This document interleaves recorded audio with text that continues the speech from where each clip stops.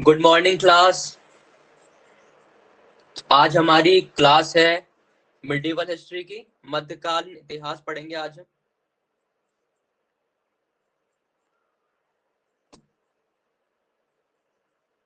मध्यकालीन इतिहास में हमने क्या क्या चीजें पढ़ ली थी, कोई बता सकता है क्या? कितनी चीजें कवर हो गई थी?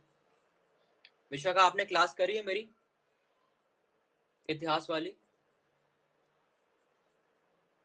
Good morning. Nitish Kumar, good morning. नहीं करी है? अच्छा, मेरी आवाज तो आपको क्लियर है ना?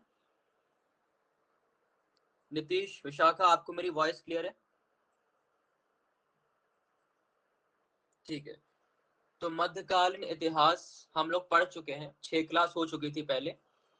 टाइमिंग कुछ और था पहले, अब टाइमिंग हो गया है 11:30 पर। और वीक में आपके लास्ट के 3 दिन, हफ्ते के लास्ट के आखिरी 3 दिन इतिहास की क्लास होगी और शुरू के 3 दिन आपकी ज्योग्राफी की। तो हमने जो है मध्यकालीन इतिहास में टॉपिक शुरू किया था त्रिपक्षीय युद्ध का। टॉपिक था हमारा त्रिपक्षीय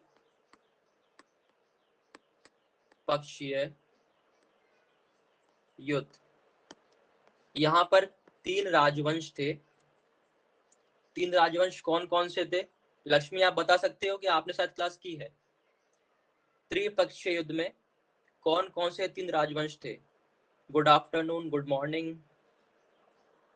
इट्स गुड मॉर्निंग, ओके। अच्छा, ये बताइए, आपने क्लास करी लक्ष्मी इतिहास वाली मेरी? हाँ, गुर्जर प्रतिहार, पाल और राष्ट्रकूट। तो इसमें 3 राजवंश थे विशाखा, यदि आपने क्लास नहीं की है तो सुन लीजिए। इसमें 3 वंश थे, गुर्जर प्रतिहार, पाल और आपके राष्ट्रकूट। ठीक है जी। हाँ, ये पढ़ा है ना? हाँ, तो पढ़ा तो है क्योंकि क्लास हुई थी।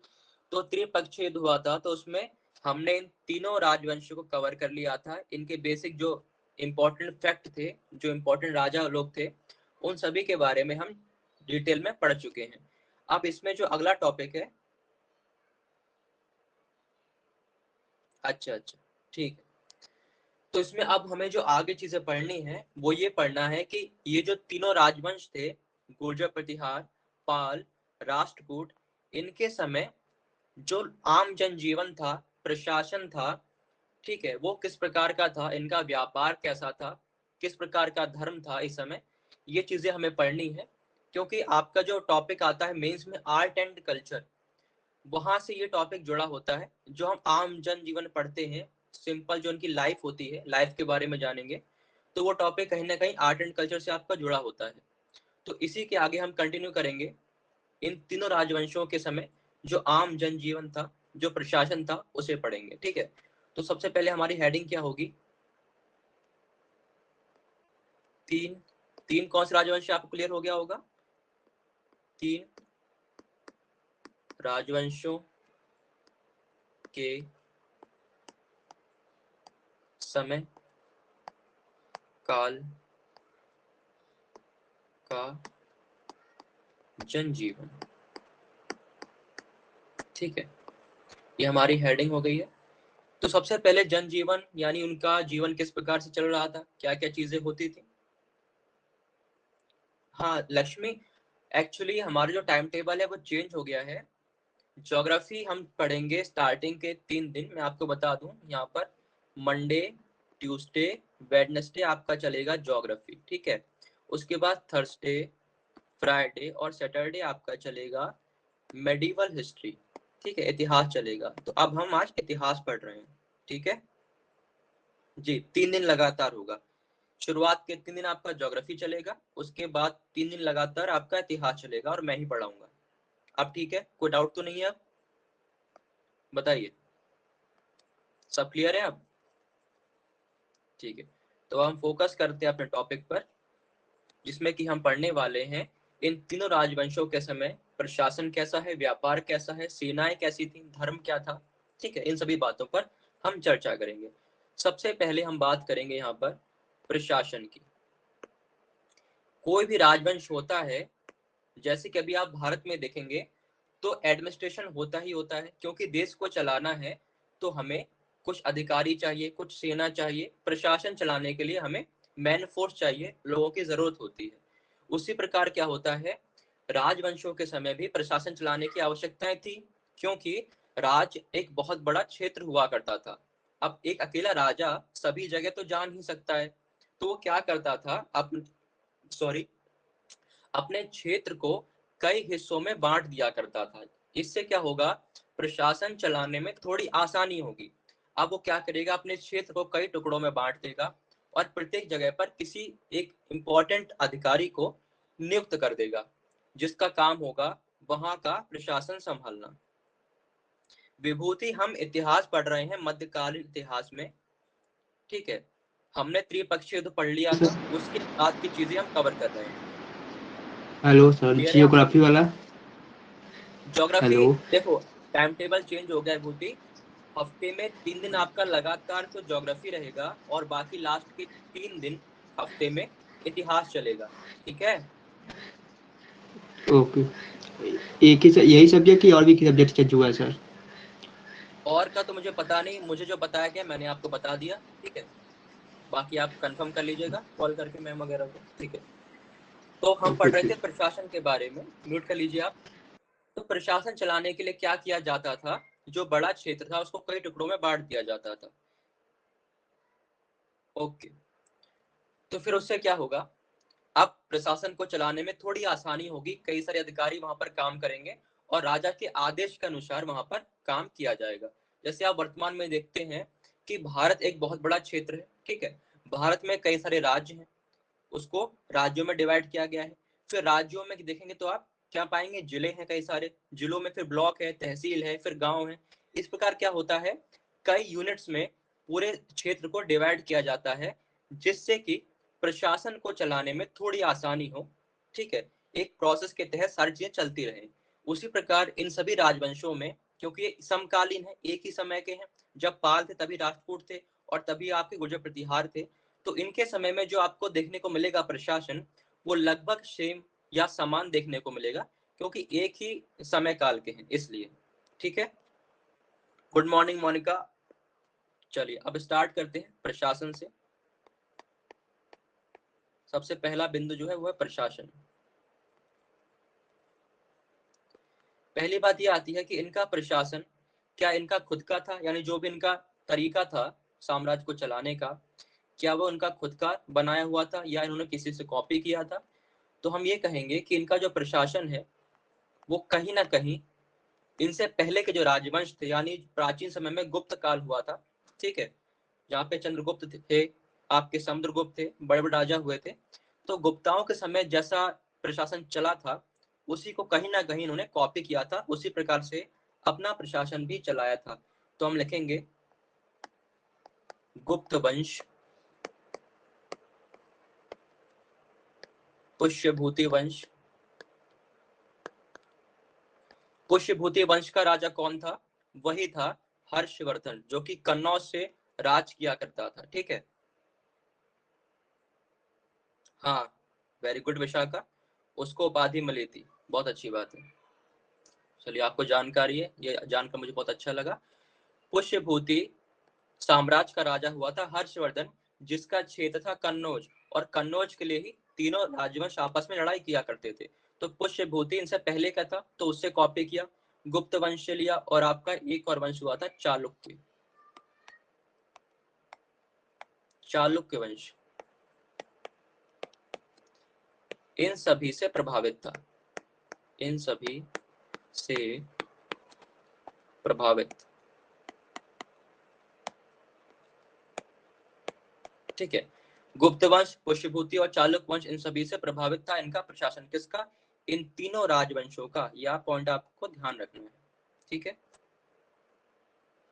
जी। राजधानी थी कन्नौज इनकी, इसी के लिए हुआ करता था। अब इसके बाद अब आते हैं किंग की क्या पोजीशन थी, किंग का क्या काम था, राजा का क्या काम था। तो अब आते हैं राजा के ऊपर। राजा, जो राजा हुआ करता था वह सर्वोच्च पद था, यानी पूरे क्षेत्र में सर्वोच्च पद था। किसका सर्वोच्च था यदि ये पूछेगा तो आप बताएंगे पहला तो ये राज्य का सर्वोच्च है, ठीक है। इस प्रकार हमारे राष्ट्रपति क्या है, नाम नाम मात्र के क्या है, भारत के हेड है, लेकिन रियल हेड कौन है, तो वो प्रधानमंत्री होते हैं। उसी प्रकार राजा भी यहाँ पर क्या है, सर्वोच्च है राज्य का। और दूसरा ये सर्वोच्च किसका है, सेना का। जैसे आपको पता होगा कि राष्ट्रपति जो होता है वो सेना का भी अध्यक्ष होता है। तो हमारा राजा इस समय जो पद था वो सर्वोच्च हुआ करता था, एक तो राज्य का, दूसरा सेना का। ये आपको ध्यान देना है, ठीक है। ये हो गया राजा की पोजीशन, राजा का क्या काम था। उसके बाद हमें कुछ चीजें देखने को मिलती हैं इनके दरबार से जुड़ी हुई। जैसे कि राजा का दरबार जो था वहां पर सिर्फ ये नहीं कि मीटिंग्स ही हो रही हैं, राज से काम पार्ट से जुड़ी जो है, काम से जुड़ी मीटिंग हो रही है, ऐसा नहीं था। दरबार में काम के साथ साथ और भी चीजें हुआ क्या करती थी, जैसे कि गायन हो गया, नृत्य हो गया, ठीक है। थोड़ा कल्चरल या सांस्कृतिक चीजें भी हुआ करती थी। तो उसे हम क्या लिखेंगे कि दरबार में न केवल राजपाट से संबंधित कार्य होते थे, बल्कि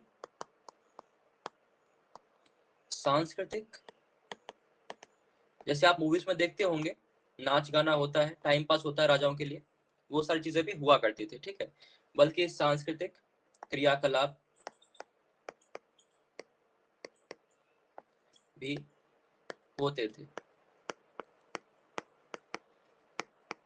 ठीक है। तो ये बात हुई इनके दरबार की, कि दरबार सिर्फ फिक्स नहीं था कि उसमें एक ही प्रकार के काम होंगे, बाकी चीजें भी होती थी, ठीक है। दूसरी एक बात यहाँ पर क्या महत्वपूर्ण है कि दरबार में महिलाएं भी शामिल होती थी। इससे हमें यह मालूम चलता है कि जो लोग बात करते हैं कि भारत में बहुत पिछड़ापन था, ऐसा कहीं नहीं था, ठीक है। पिछड़ापन कुछ नहीं था, बस वो इतिहासकारों ने, जो विदेशी इतिहासकार थे, उन्होंने हमारे भारत को नीचा दिखाने के लिए ऐसा लिखा है। दरबार में महिलाएं भी शामिल थी। और यदि आपने प्राचीन इतिहास पढ़ा होगा तो आपको पता होगा कि बड़े बड़े जो विद्वान हुए इसमें महिलाएं भी थी। जैसे लोपमुद्रा एक नाम आता है प्राचीन इतिहास में, लोपमुद्रा, ठीक है। बहुत बड़ी विदुषी हुई, बहुत विद्वान थी, वो वेदों की ज्ञाता थी। तो हमारे भारत में ये कल्चर रहा है कि महिलाओं का बहुत ही अच्छा स्थान शुरू से रहा है, ठीक है जी। जब आक्रांताएं भारत में आए, आक्रमणकारी भारत में आए, तो महिलाओं ने खुद को बचाने के लिए कहीं ना कहीं कुछ प्रथाओं का प्रचलन किया, जैसे कि पर्दा प्रथा आप देखते हैं। तो ऐसा इतिहासकारों का मानना है कि वो खुद को बचाने के लिए किया जाता था। और उसके बाद क्या हुआ, एक बार जब कुछ शुरू हो जाती है, स्टार्ट हो जाती है, तो धीरे धीरे वो कल्चर बन जाता है। लोग बिना सोचे समझे उसको फॉलो करने लगते हैं, ठीक है। जैसे कई चीजें होती हैं, कल्चर कैसे बन जाता है, किसी ने कुछ स्टार्ट किया, ठीक है, उसको लोग फॉलो करेंगे, उसका रीजन नहीं पूछेंगे, और फिर वो सालों साल, जनरेशन से जनरेशन फॉलो होता जाएगा। फिर वो आपके जीवन का एक पार्ट बन जाता है, यही होता है कल्चर। तो यहाँ पर हमें क्या देखने को मिला है, इन राजवंशों के दरबारों में महिलाएं भी पार्टिसिपेट करती थी, महिलाएं भी शामिल हुआ करती थी, ठीक है। तो यहाँ पर हम लिख लेंगे विशेष आयोजनों में, आयोजनों में महिलाएं भी शामिल हुआ करती थी, ठीक है। तो विशेष जो आयोजन, कभी त्योहार कुछ हो गया तो वहां पर महिलाएं भी शामिल हुआ करती थी आमतौर पर। और कुछ अरब जो भारत में आए थे ट्रैवलर, ठीक है, जैसे अल मसूदी वगैरह जो भारत में आए थे इनके समय पर, तो उन्होंने अपने किताब में, अपने लेखन में ये बात स्पष्ट रूप से लिखी है कि महिलाएं घूंघट का प्रयोग नहीं करती थी। अब आप सोचिए कि हम लोग पहले से ही मॉडर्न है, हमें मॉडर्न होने की जरूरत नहीं है, ठीक है। हम पर थोपी जाती है चीजें कि हम पिछड़े हैं, हम पिछड़े कभी नहीं थे। आप देख सकते हैं कि बाहर के जो लोग हैं, विदेशी लोग हैं, वो इस बात को लिख रहे हैं अपनी किताबों में कि महिलाएं घूंघट का प्रयोग नहीं करती थी, घूंघट का प्रयोग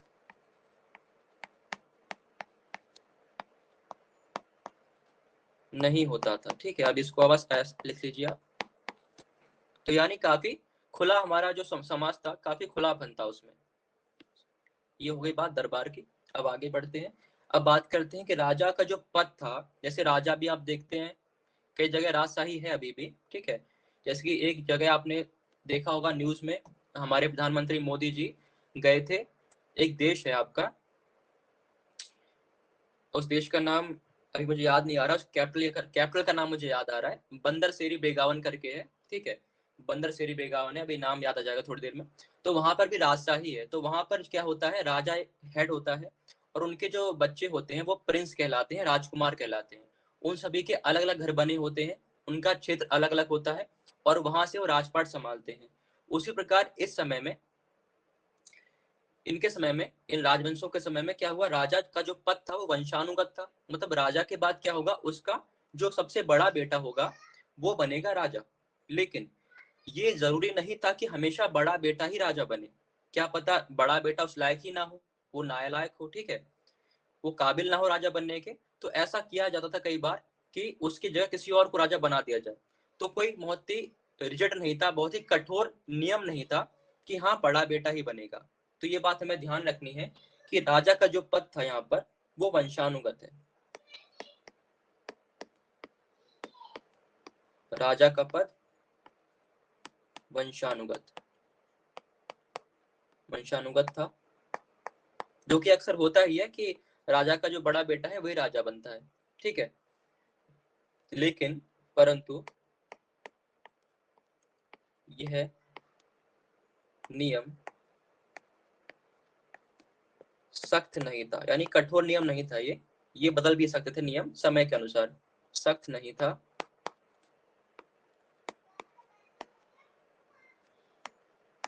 कई बार बड़े बेटे के अलावा भी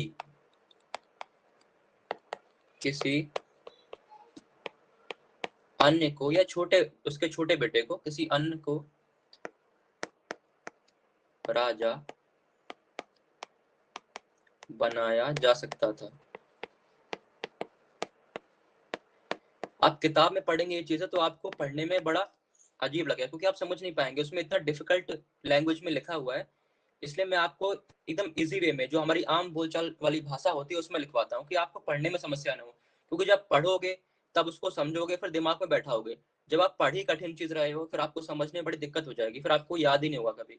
तो हमें याद रखना है कि राजा का पद कैसा है, वंशानुगत था, परंतु बहुत सख्त नियम नहीं था। कई बार बड़े बेटे के अलावा भी हम छोटे बेटे को राजा बनता हुआ वहां देख सकते थे। ये तो इनकी बात हो गई पद की। अगली बात क्या है, कई बार ऐसा भी पाया गया इन राजवंशों में, बिल्कुल बिल्कुल, ये जो आप विशाखाबाद बता रहे हो ना, ऐसा आपको अभी जब हम पढ़ेंगे ना मुगलों के बारे में, जब आप पढ़ेंगे दिल्ली सल्तनत, तो आप ये पाओगे कि हर बेटा अपने पिता को मारेगा राजा बनने के लिए, ठीक है। सोचिए कि गद्दी का जो प्रेम है वो पिता के प्रेम से ज्यादा बड़ा है। अभी आप पाएंगे तो इससे ये भी प्रूव होता है कि जो प्रवृत्ति इंसान की शुरू से रही है वो क्या है, सेल्फिश रहा है, अपने बारे में पहले सोचता है कोई भी इंसान। ये प्रूवन चीज है, ठीक है। वो तो यदि आप ये सोचिए समाज के नियम ना हो, पुलिस व्यवस्था ना हो, तो आप ये सोचिए कि इंसान और जानवर में जो फर्क है वो काफी कम हो जाएगा। क्योंकि इंसान को बुरा कुछ भी करने से यही रोकते हैं समाज के नियम, उसका धर्म, और तीसरा आपका कानून व्यवस्था, ठीक है। लेकिन ये सारी चीजें पहले के समय में नहीं थी, सब कुछ राजा के पास ही था, ठीक है। तो राजा के बेटे राजा बनने के लिए कई बार अपने ही पिता की हत्या करेंगे, अभी आप इतिहास में देखोगे, ठीक है, तब आपको समझ में आएगा।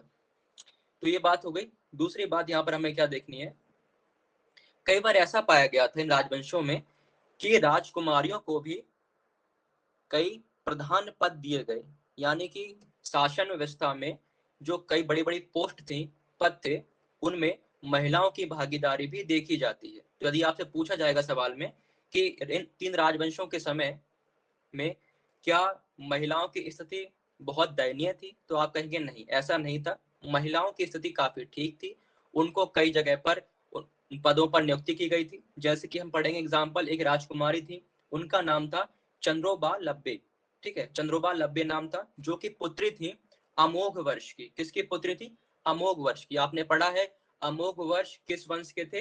राष्ट्रकूट वंश के थे। ठीक है, अमोघ वर्ष आपके किस वंश के थे, कोई पता है? बिल्कुल, यज्ञ भी कर दी थी, वेरी गुड। ठीक है, तो राष्ट्रकूट वंश के राजा थे अमोघ वर्ष, उनकी पुत्री थी चंद्रोबा लब्बे। उनको क्या किया गया था? एक स्थान था रायचूर, वहां का उनको अधिकारी बनाया गया था। ठीक है, तो हमें ये देखने को मिलता है कि महिलाओं की स्थिति काफी ठीक है, ना घूंघट प्रथा है यहाँ पर, और उनको प्रशासन में भी उनको योग्य समझा जा रहा है। तो अगला पॉइंट हम यहाँ पर लिखेंगे, कुछ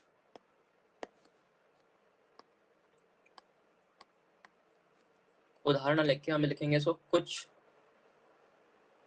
भी ना लिखे, ऐसे लिखेंगे, कई बार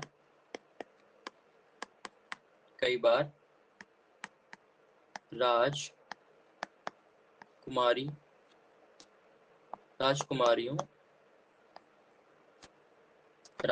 को भी उच्च पद पर नियुक्त किया जाता था। राजकुमारियों को उच्च पद पर नियुक्त किया जाता था, लिख लीजिए। राजकुमारियों को उच्च पद पर नियुक्त किया जाता था। ठीक है, इसको लिख लेंगे आप लोग। तो अभी तक आपको सारी बातें क्लियर है, कोई डाउट तो नहीं है? जो भी पढ़ाया गया अभी तक सारी बातें क्लियर है, बताइए, कोई डाउट किसी को? प्रशासन में राजा के बारे में देखा, जो कि सर्वोच्च है राज्य का, सेना का। दूसरी बात हमने क्या जानी कि दरबार में सांस्कृतिक कार्यक्रम भी हुआ करते थे, और साथ ही साथ न्याय वगैरह के काम भी हुआ करते, जो कि ऑब्वियस सी बात है, न्याय होता है, जस्टिस होता है, दरबार में हुआ करता था, सभी जानते हैं।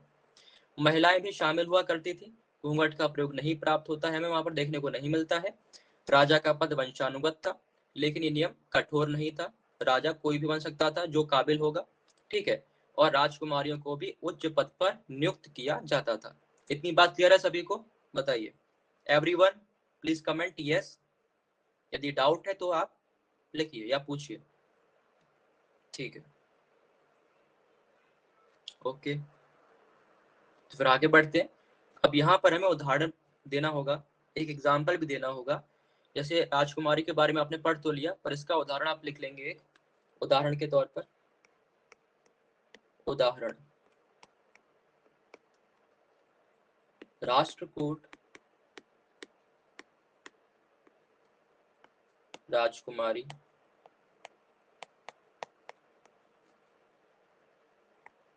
चंद्रोबा लब्बे। चंद्रोबा लब्बे किसकी पुत्री है? ये अमोघ वर्ष की है पुत्री, अमोघ वर्ष, जो कि राष्ट्रकूट वंश के राजा थे। ठीक है, की नियुक्ति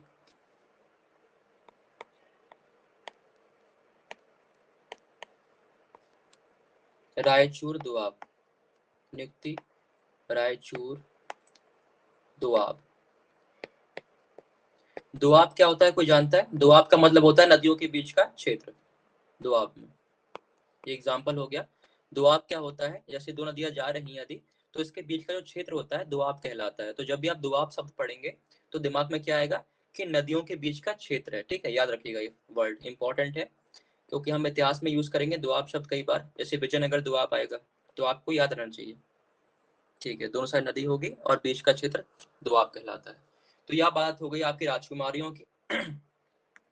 अगला जो इसमें हमें लिखना है पॉइंट, वो है ये है कि राजकुमारों को राजा बनने से पहले, जैसे आप अचानक से कोई बच्चा है, राजा का बेटा है, वो बड़ा हो गया, उसको राजा बना देंगे, तो वो काबिल राजा नहीं बन पाएगा। क्यों नहीं बन पाएगा? क्योंकि उसके पास एक्सपीरियंस नहीं है। है ना? जी, वेरी गुड विशाखा, काफी चीजें पता है आपको, बहुत अच्छी बात है। तो जैसे किसी ऐसे इंसान को राजा बना दिया जाए जिसके पास कोई एक्सपीरियंस नहीं है, तो वो राजपाट चौपट कर देगा। ऑब्वियस सी बात है, उसको एक्सपीरियंस ही नहीं है, कुछ पता ही नहीं कैसे काम करना है, कैसे लोगों को संभालना है, प्रशासन कैसे करना है। वो तो बस ऐशो आराम करेगा। ठीक है, जैसा कि मुगल काल में कई राजाओं ने किया और चौपट कर दिया मुगल काल को, बिल्कुल, उसको हम जानेंगे बाद में। तो यहाँ पर क्या चीज थी कि पहले राजकुमारों को प्रांतों का गवर्नर बनाया गया। प्रांत मतलब क्षेत्र होता था, एक तो राष्ट्र हो गया सबसे बड़ा क्षेत्र, ठीक है, उसके छोटे हिस्से प्रांत कहलाते थे। प्रांत को हम स्टेट की तरह समझ सकते हैं। आज के वर्तमान कॉन्टेक्स्ट में देखें तो जैसे हमारे स्टेट है इंडिया में, वैसे ही प्रांत आप समझिए। उन प्रांतों का पहले इनको गवर्नर बनाया जाता था कि जाओ वहां थोड़ा काम करो, एक्सपर्ट बनो, ठीक है, प्रशासन सीखो, तब आकर आप राजा बन पाओगे। जैसे कि अभी आप जब जॉब के लिए जाते हैं तो क्या मांगा जाता है? एक्सपीरियंस, कि एक्सपीरियंस गेन करिए, एक्सपीरियंस कितना है आपको। तो वही चीज यहाँ पर भी है कि राजकुमार को पहले क्या होना चाहिए? एक्सपीरियंस होना चाहिए। दोआब लिखा हुआ है, रायचूर दोआब, ठीक है। ओके लक्ष्मी, नियुक्ति रायचूर दोआब में की गई थी, ये एग्जाम्पल है राजकुमारी का। तो यहाँ पर लिखेंगे कि राजकुमारों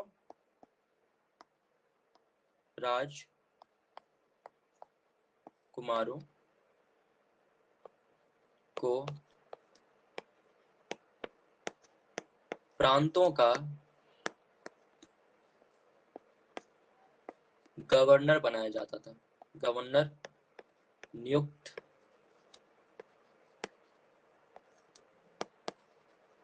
किया जाता था। ऐसा क्यों कर रहे हैं? कि थोड़ा एक्सपीरियंस गेन कर लो फिर आके राजा बनो, ठीक है। पहले क्या करो, जाके छोटे क्षेत्र में काम करो, फिर जब नॉलेज हो जाएगी तब आप राजा बनेंगे, फिर आपको बड़ा क्षेत्र दिया जाएगा। तो राजकुमारों की नियुक्ति कहाँ होती थी? आमतौर पर प्रांतों में। अब आते हैं नेक्स्ट चीज। अब जैसे किंग है, किंग अकेला तो काम करेगा नहीं, किंग को काम करने के लिए साथ में क्या चाहिए? मंत्री चाहिए, ठीक है। और जो मंत्री लोग हुआ करते थे उनकी नियुक्ति होती थी जो कुलीन वर्ग था, जो एलाइट थे, जैसे जो होते हैं ना हाई क्लास के लोग, अपर क्लास के लोग, उन लोगों में से ही, उनके परिवार में से ही मंत्रियों का चयन होता था राजा के लिए, ठीक है। जो वहां के कुलीन वर्ग थे, एलाइट क्लास थे, उच्च वर्ग के लोग। और फिर क्या होता था कि जो मंत्री बन गया उस परिवार से आके, फिर उसका पद भी वंशानुगत कर दिया गया, जैसे उस मंत्री का बेटा भी फिर मंत्री बन जाएगा, इस प्रकार से वो वंशानुगत होता गया। और इसका एक एग्जाम्पल देखने को मिलता है पाल वंश में। पाल वंश में एक फैमिली थी, ब्राह्मण परिवार था, उसके 4 वंश के लोग, मतलब 4 लोग उसी एक परिवार के क्या बने? सीएम बने, ठीक है, मुख्यमंत्री बने राजा के। तो इससे हमें ये समझ में आता है कि मंत्रियों का पद भी कहीं ना कहीं वंशानुगत था, वंशानुक्रम चलता रहता था वो। तो यहाँ हम लिखेंगे कि अगला जो पॉइंट है हमारा वो ये है, राजा को सलाह हेतु मंत्री का पद होता था, ठीक है। और ये जो मंत्री होते थे इनकी नियुक्ति कहाँ से होती थी उसको लिख लेते हैं। मंत्रियों की नियुक्ति होती थी कुलीन वर्ग से, कुलीन वर्ग या उच्च वर्ग से। उस समाज में जो उच्च वर्ग के लोग हैं उनके परिवार से मंत्रियों की नियुक्ति होती थी, ठीक है। ये बात आपको ध्यान रखनी है। राजा को सलाह देने का काम मंत्री लोग करते थे, और मंत्री कहाँ से आ रहे हैं? कुलीन वर्ग से। और मंत्री का पद कैसा हो जाता था? वंशानुगत। कभी होता, मतलब ये एकदम रिजल्ट नहीं है कि मैंने बोल दिया वंशानुगत था तो वंशानुगत ही रहा होगा, ठीक है। ऐसे हमें साक्ष्य मिलते हैं, और वो साक्ष्य हम लिखेंगे उदाहरण के रूप में पाल वंश का। तो कभी कभी वंशानुगत देखने को मिलेगा, कभी नहीं मिलेगा, दोनों चीज थी, बट हम लिखेंगे आंसर में कि वंशानुगत था, ठीक है। पद वंशानुगत होते थे, ठीक है। मंत्री के पद वंशानुगत होते थे। ये हो गया दूसरा पॉइंट मंत्री के बारे में। तीसरा पॉइंट क्या होगा इनके बारे में? एग्जाम्पल लिखेंगे वंशानुगत कैसे होते थे, यहाँ पर लिखेंगे एग्जाम्पल या उदाहरण। उदाहरण लिखेंगे आप, पाल वंश में, पाल वंश में एक ही ब्राह्मण, एक ही ब्राह्मण परिवार। अब यहाँ से एक चीज और देखने को मिलती है आपको कि सिर्फ क्षत्रिय लोग ही नहीं बन रहे हैं राजा के मंत्री लोग, ब्राह्मण परिवार से भी लोग आ रहे हैं, ठीक है। यानी हर वर्ग का इंसान यहाँ पर अपनी सेवा दे रहा है। पाल वंश में एक ही ब्राह्मण परिवार के 4 लोगों ने सेवा दी, ठीक है, सेवा दी। ये लिखेंगे एग्जाम्पल में कि पाल वंश में एक ही ब्राह्मण परिवार में के 4 लोगों ने सेवा दी, एक वंश के बाद दूसरा वंश। जैसे पहले पिता थे, फिर उनके बेटे बने, फिर उनके बेटे, इस प्रकार 4 लोगों ने, 4 जनरेशन ने पाल वंश में अपनी सेवा प्रदान करी। ठीक है, तो इससे ये साबित हो जाता है कि कहीं ना कहीं पद जो थे मंत्री के वंशानुगत थे। ठीक है, ये बात यहाँ से सामने आती है। अगली बात, अब ये तीनों वंश में कुछ चीजें कॉमन वो क्या है कि हर वंश में, हर डायनेस्टी में कुछ मंत्री हुआ करते थे। कौन कौन से मंत्री थे उसको हम जान लेते हैं, कितने प्रकार के मंत्री थे। जैसे कि बैक, अच्छा लिख रहे हैं, ओके ओके सॉरी, लिख लीजिए फिर बताइएगा। ठीक है, फिर आगे बढ़ेंगे। इसका नोट हो जाए वो यस लिख दीजिएगा, फिर आगे बढ़ जाएंगे। राजा को सलाह देने के लिए मंत्री का पद होता था, और जो मंत्री की नियुक्ति होती थी वो कुलीन वर्ग या उच्च वर्ग से, उनका पद वंशानुगत होता था। उसका एग्जाम्पल है पाल वंश के बारे में। ठीक है, लक्ष्मी आपका हो गया।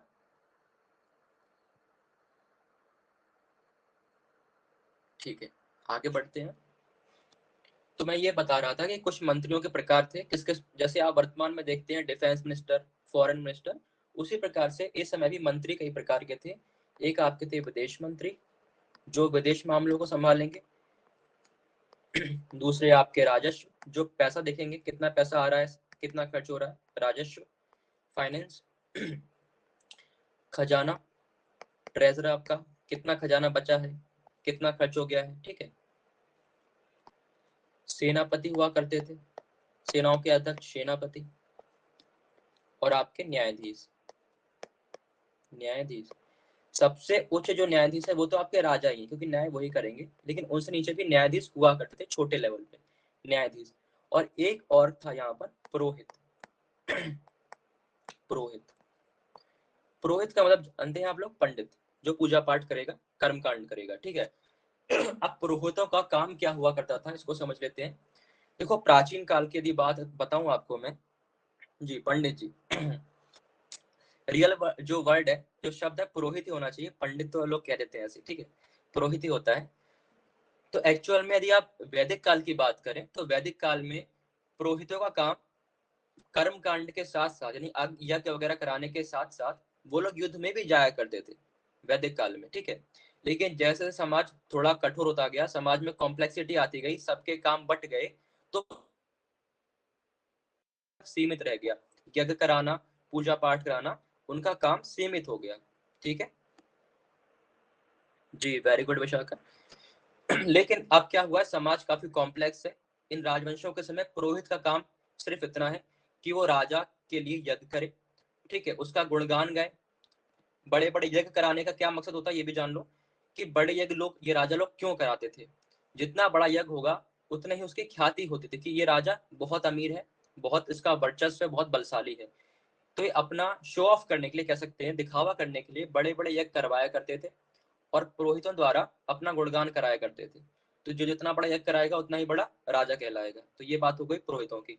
अब यहाँ पे बात आती है, क्या पुरोहित युद्ध के लिए जाते थे, तो आप कहेंगे नहीं जाते थे।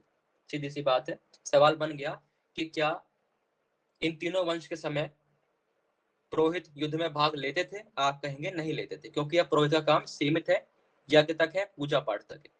तो बाकी ये सभी लोग जो है ये तो युद्ध करेंगे, राजा का साथ देंगे युद्ध में, परंतु पुरोहित युद्ध में शामिल नहीं होते थे, युद्ध में शामिल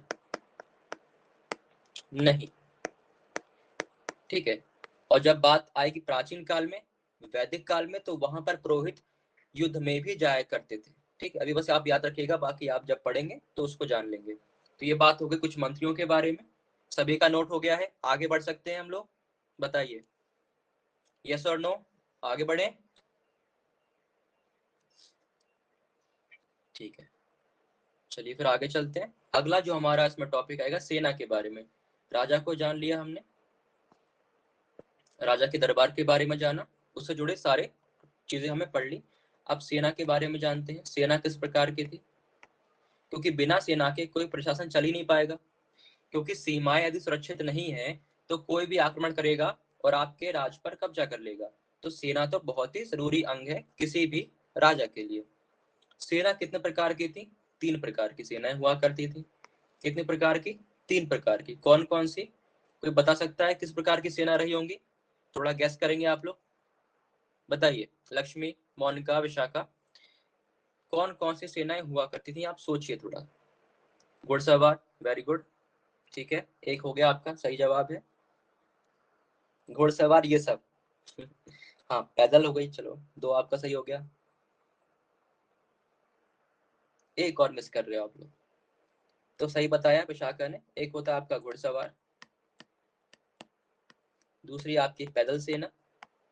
उस समय टैंक वगैरह तो थे नहीं, है ना, जो चीजें अवेलेबल हैं उससे ही सेना बनेगी। तो घुड़सवार क्योंकि घोड़े अवेलेबल हैं, पैदल सेना तो नॉर्मल सेना होती ही है आपकी। और तीसरी यहाँ पर है हाथियों की सेना। हाथियों का प्रयोग बड़ी मात्रा में किया जाता था, ठीक है। वेरी गुड लक्ष्मी, आपने बताया था हाथी, बहुत अच्छी बात है। तो घुड़सवार, पैदल और हाथी, मुख्यतः हमें 3 प्रकार की सेना देखने को मिलती है। मुख्यतः की बात कर रहा हूँ, मेनली, बाकी और एक्स्ट्रा भी हो सकती है, ठीक है, वो डिपेंड करेगा। मेरा नहीं, अच्छा आपका गया नहीं था वो, ठीक है, कोई बात नहीं, सही बताया आप लोगों ने, ठीक है। अब यहाँ बात करते हैं पाल की। जो पाल वंश था, इसकी क्या खासियत थी, इसको जान लेते हैं। पाल वंश के पास हाथियों की संख्या सबसे ज्यादा थी। इनके पास हाथियों की संख्या हाथियों की संख्या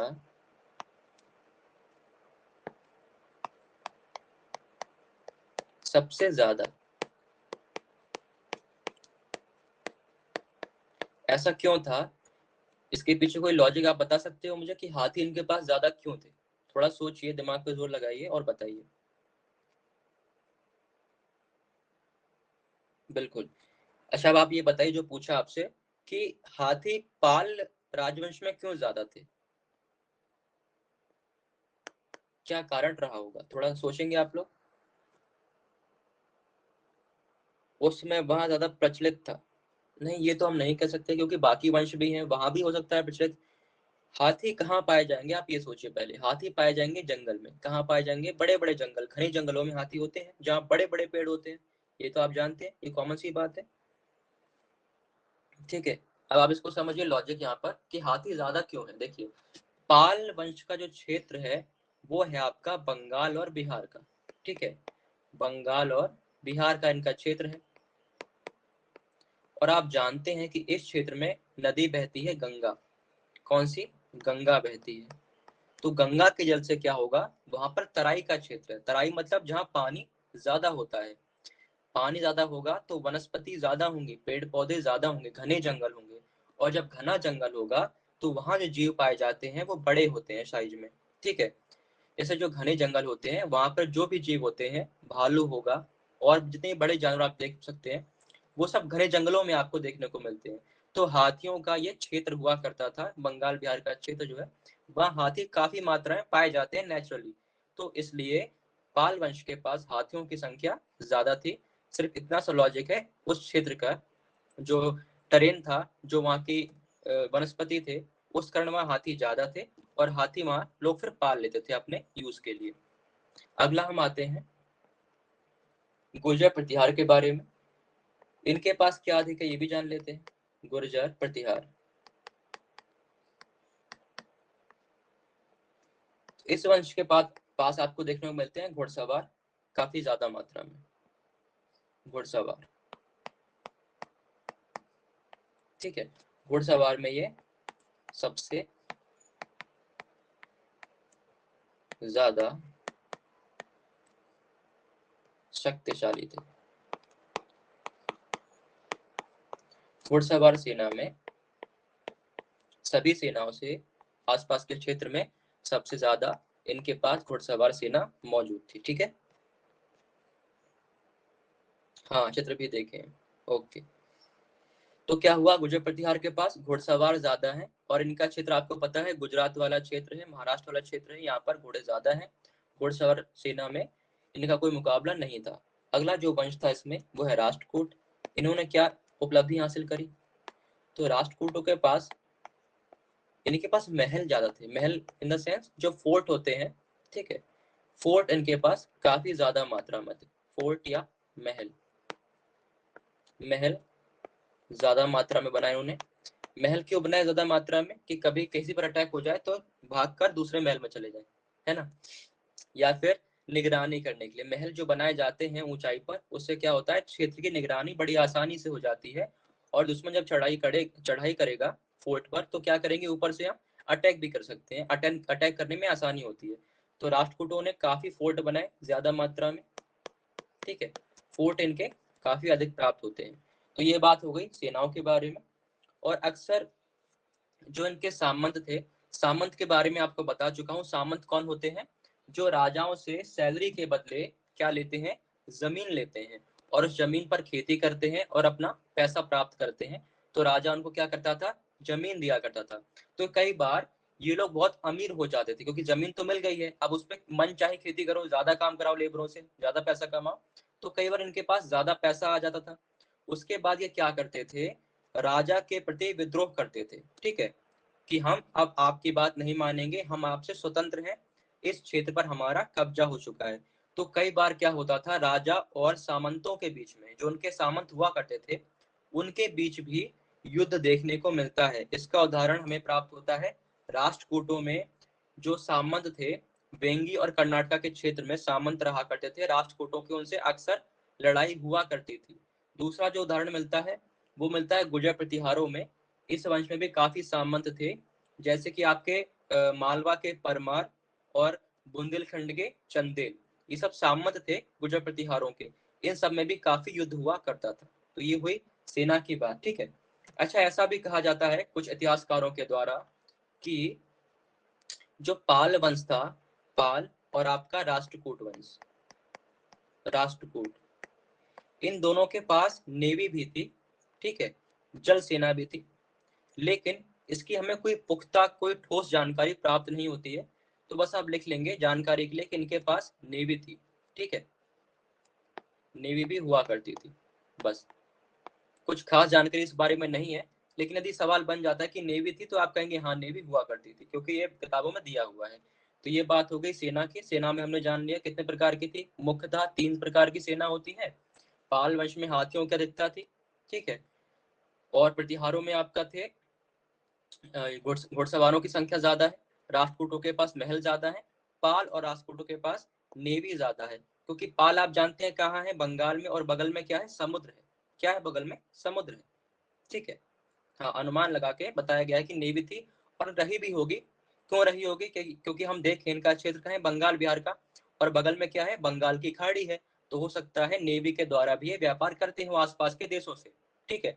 उसी प्रकार राष्ट्रकूट आप देखेंगे तो महाराष्ट्र का एरिया था इनका, कर्नाटक, महाराष्ट्र, तो वहां भी क्या है, कोस्ट लाइन है, तट रेखा है, समुद्र है बगल में, तो शायद इनके पास भी नेवी हो। लेकिन इसकी जानकारी ज्यादा नहीं मिली, तो इसलिए हम बस इतना लिखेंगे कि बस इनके पास नेवी थी, और कोई उदाहरण हमें देखने को नहीं मिलता है। अब हम आगे बढ़ेंगे। आगे हमें चर्चा करनी है प्रशासन व्यवस्था की। अभी हमने देखा राजा के बारे में, सेना के बारे में। अब प्रशासन जो था, यानी जो क्षेत्र था राजा का, उसको किस प्रकार बांटा गया, और हर क्षेत्र का अधिकारी कौन था, इस बारे में अब हम जानेंगे, ठीक है। देखेंगे क्षेत्र का विभाजन, क्षेत्र, और एक साइड में आपके होंगे अधिकारी।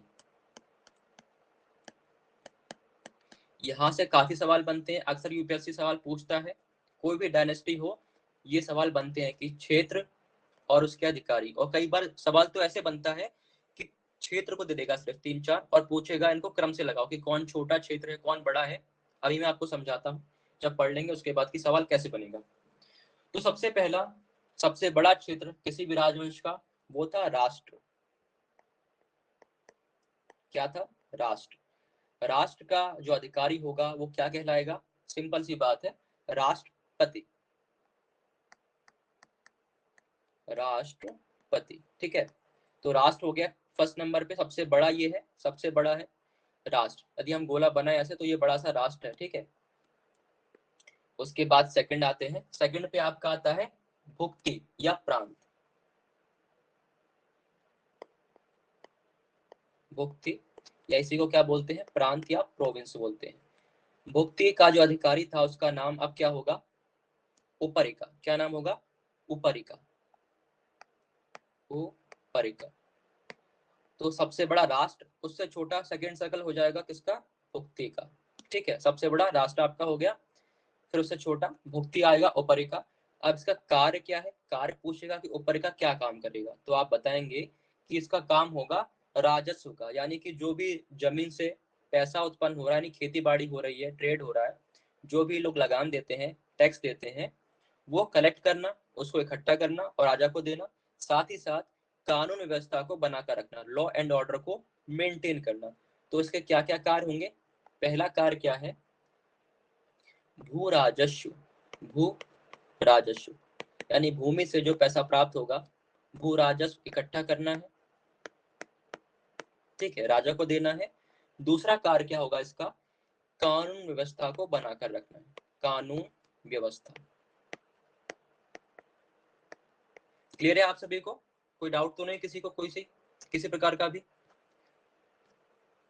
भुक्ति नाम कैसे पड़ा, भुक्ति नाम कैसे पड़ा, ये तो बहुत ही मुश्किल सवाल पूछ लिया। एक्चुअली भुक्ति नाम का कोई मतलब नहीं है, ये उनकी लोकल लैंग्वेज है, प्राकृत लैंग्वेज है, ठीक है।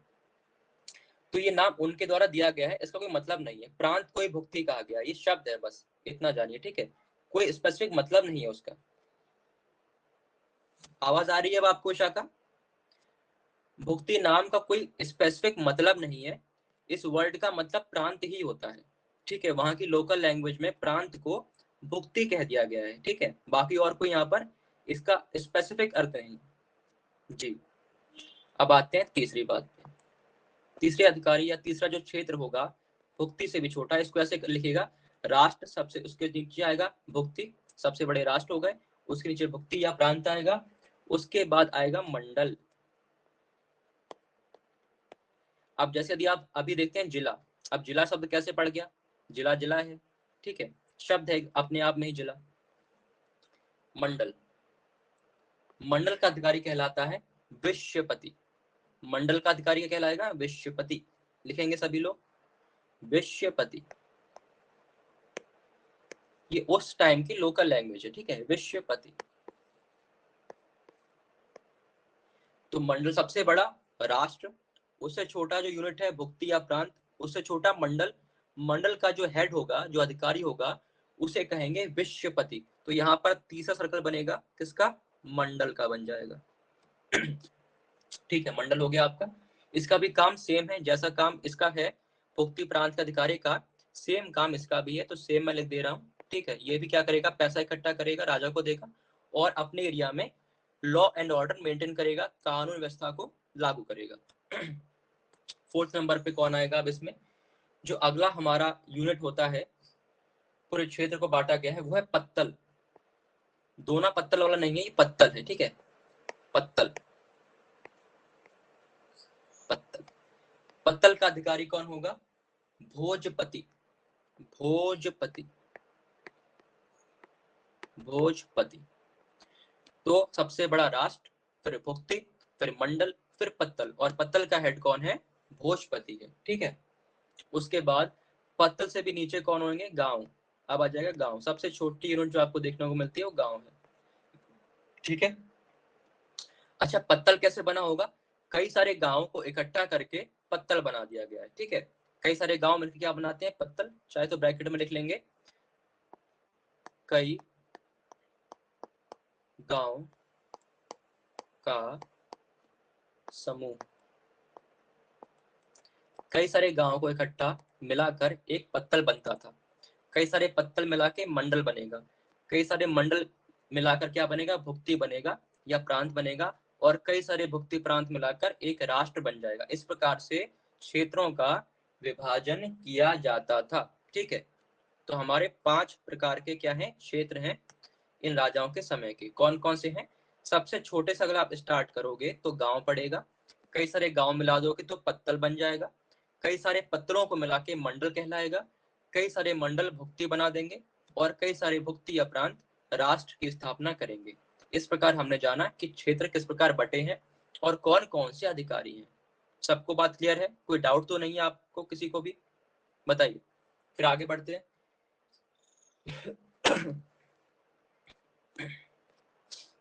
ठीक है, लक्ष्य में क्लियर है आपको?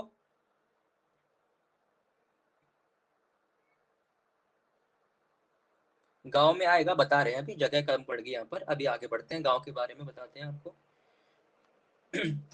तो गांव में जो लोग हेल्प करते हैं, यानी जो काम करेंगे अधिकारी के रूप में, वो होंगे वहां के बड़े लोग। बड़े लोग इन द सेंस उम्र में बड़े, जो एल्डर होंगे, जो बुजुर्ग होंगे। इस गांव में अभी भी आप क्या देखते हैं कि जो बुजुर्ग लोग होते हैं वो काफी हद तक चीजों को सॉल्व कर देते हैं, लोगों के बीच झगड़ा होता है तो उसको सुलझा देते हैं। तो गांव में जो काम करेंगे वो वहां के हेडमैन होंगे, ठीक है, गांव के अधिकारी होंगे, कुछ नाम नहीं होगा उसके लिए स्पेसिफिक, बस आप लिखेंगे वहां के उच्च लोग, कोई स्पेसिफिक नाम नहीं है अलग से इसके लिए, ठीक है। इनका काम क्या होगा, जो आम जनजीवन है गांव का, उनके झगड़े सुलटाना, ठीक है, वाद विवाद को खत्म करना, ये सारे काम जो गांव में होते हैं अक्सर आप देखते हैं, वही सारी चीजें करना। जैसे गांव में प्रधान होता है, उसी प्रकार ये गांव के जो बड़े बुजुर्ग होंगे वो गांव को संभालेंगे, ठीक है। जिसे हम महाजन भी कह सकते हैं, महाजन। बस इसमें इतना ही जानना है गांव के बारे में। कई बार ये भी देखा गया है कि गांव में कई सारी कमिटियां हुआ करती थी, कमिटीज, समिति, यानी कुछ लोगों का ग्रुप बना दिया गया कि 4-5 लोगों का एक ग्रुप बना दिया और उनसे कहा कि जाओ अब तालाब को देखो कि तालाब में पानी कम तो नहीं है, उसकी व्यवस्था करो। फिर अलग एक कमिटी बनाई 4-5 लोगों की, उनसे कहा गया कि जो है जाकर पैसे कलेक्ट करो लोगों से, जो लगान है, जो वसूली है वो करो जाकर। इस प्रकार कई प्रकार की कमिटियां, समिति हमको गांव में देखने को मिलती है, ठीक है। और ये भी देखा गया कि जो पैसा इकट्ठा होता था उसमें से कुछ परसेंट गांव के जो महाजन होते थे वो लेते थे, क्योंकि वो काम कर रहे हैं राजा के लिए, तो कुछ हिस्सा वो भी लिया करते थे।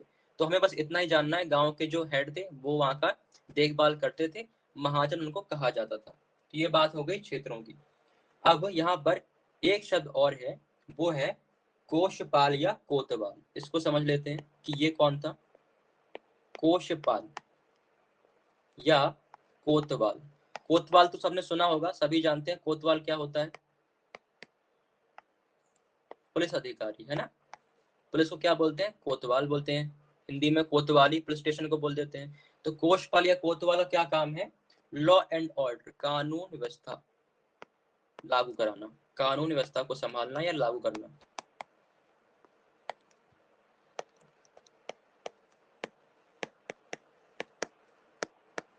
तो ये हो गया आपका कोतवाल या कोषपाल। ये सभी जगह बिल मिलेगा क्योंकि लॉ एंड ऑर्डर तो सभी जगह जरूरी है। तो सभी जगह, चाहे राष्ट्र हो, भक्ति प्रांत, मंडल, पत्तल गांव, सभी जगह आपको ये पद देखने को मिलता है, ये पोस्ट देखने को मिलती है कोतवाल की। तो ये बात हो गई सभी राष्ट्र की, राष्ट्र को कैसे बांटा गया है, पूरे क्षेत्र को हमने समझ लिया है, कौन कहाँ का हेड है ये भी जान लिया है, ठीक है।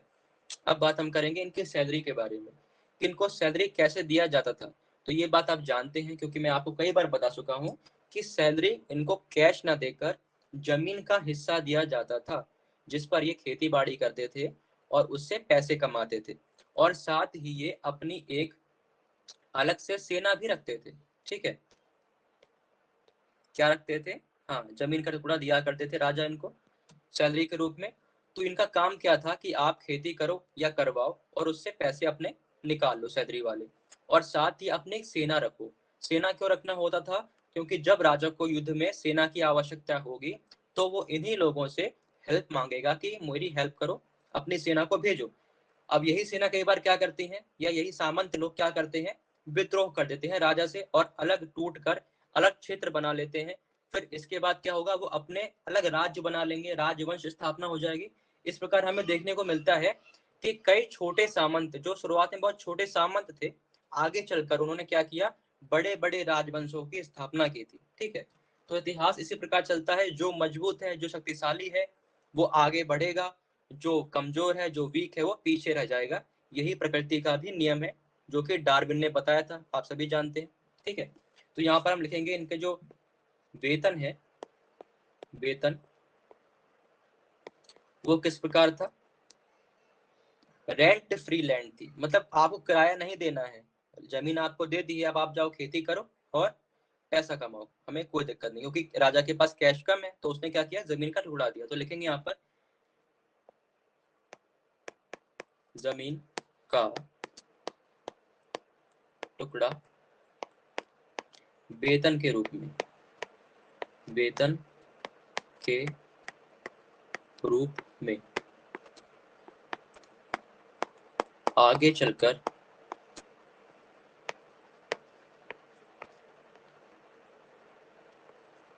यह व्यवस्था सामंतवाद आप समझ चुके होंगे, मैंने आपको एक्सप्लेन कर दिया है। सामंत कौन होते हैं? यही लोग जिनको जमीन दी जा रही है, ठीक है। आगे चलकर ये व्यवस्था सामंतवाद को जन्म देगी। और क्या होगा इससे? राजा की जो स्थिति है वो कमजोर होगी, सामंत मजबूत हो जाएंगे, क्योंकि उनको आप जमीन दे चुके हैं। अब उनके पास वर्चस्व है जमीन का, उस क्षेत्र पे उनका वर्चस्व हो चुका है, ठीक है, जमींदार बन चुके हैं वो। तो क्या होगा इससे? राजा की जो स्थिति है, राजा की स्थिति कमजोर होगी और सामंत का वर्चस्व बढ़ेगा, ठीक है। और इसका उदाहरण आपको देखने को मिलेगा कि पाल वंश में सामंत हुआ करते थे, उनका नाम था सामंत सेन। पाल वंश में आखिरी समय में एक सामंत था, उसका नाम था सामंत सेन। उसने क्या किया? पाल वंश के आखिरी राजा मदन पाल को मार दिया, और उसके बाद क्या हुआ? वहां पर अपने नाम से सेन वंश की स्थापना कर दी। तो एक सामंत था मामूली सा, उसने पालों को खत्म कर कर वहां पर अपना एक राजवंश स्थापित किया। क्यों किया? उसका यही कारण था कि सामंत जो थे वो मजबूत हो गए और आपके राजा लोग कमजोर होते चले गए जमीन दान करते करते, ठीक है। ये बात हो गई वेतन की। अब आते हैं धर्म पे, चर्चा करते हैं। बैक कर दे, ठीक है, वेट, नोट कर लीजिए फिर बताइएगा। तो अभी तक सब क्लियर है विशाखा लक्ष्मी? कोई डाउट तो नहीं है आप लोगों को? कि जो बच्चा कंसिस्टेंट रहता है उससे मुझे काफी उम्मीदें रहती है कि वो एग्जाम में अच्छा करने वाला है। बाकी जो एब्सेंट होते हैं, कभी आते हैं, उनका भगवान ही मालिक है, ठीक है। नोट कर लीजिए फिर आगे बढ़ते हैं। समय लगभग हो गया है, तो फिर आज के लिए हम इतना ही रखते हैं, ठीक है। समय भी हो गया हमारा क्लास का। नोट कर लीजिए आप इसको। जैसे ये कवर हो जाएगा आपका पूरा टॉपिक, तो आपको पीडीएफ दे दी जाएगी, ठीक है।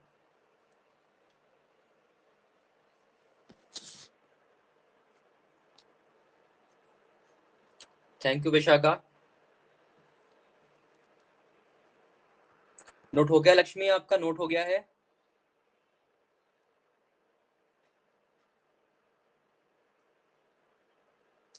ठीक है, तो क्लास को एंड करते हैं। Thank you everyone, thank you for the class. Good afternoon.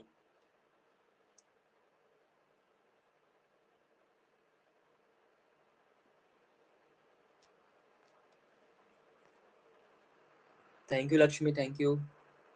Revision करते रहेगा, ठीक है, रिवाइज करते रहिएगा। और जैसे मैं कहानी आपको बताता हूँ, कहानी के तरह ही आप उसको पढ़ा कीजिए कि आप कहानी पढ़ रहे हैं। ये मत लोड लेना कि मैं इतिहास पढ़ रही हूँ, ठीक है। आप ये सोचना कि कहानी पढ़ रहे हो आप, और इस कहानी में घटनाएं हो रही हैं बस, तो आपको इजी लगेगा इतिहास, कभी बोरिंग नहीं लगेगा, ठीक है जी। हिस्ट्री अच्छा लगेगा, और मेरी कोशिश रहेगी कि आपके लिए मैं इसे और बेहतर बना सकूं, ठीक है, जिससे आपको कम बोरिंग लगे। ठीक है, चलिए, thank you for the class. कल मिलते हैं फिर।